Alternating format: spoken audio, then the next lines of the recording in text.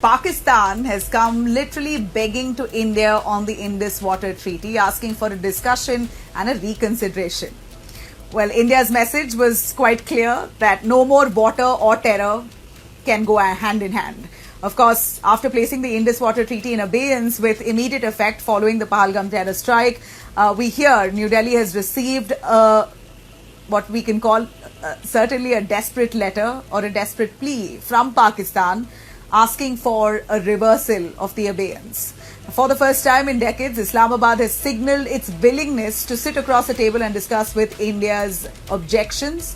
Now, Pakistan's Water Resources Secretary Syed Ali Murtaza has reportedly written to India's Ministry of External Affairs, urging talks and warning that suspension of the treaty could trigger a full-blown internal crisis. This is Pakistan in a desperate bid saying you don't release water, then we are going to really fall into crisis. This is literally in written.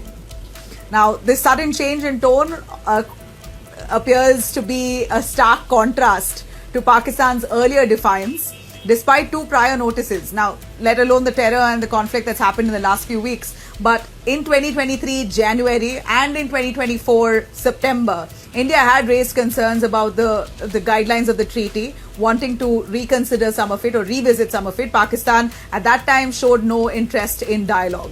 But now that the taps are running dry for Pakistan, their rivers are just dry at this point. They are in a spot, finally come around to wanting to talk. They want to get this on a diplomatic channel, or in the best way possible, sit down and have a discussion on how water can be released again. Basically, India's concerns will be considered. That's what they've promised and assured if at all talks happen.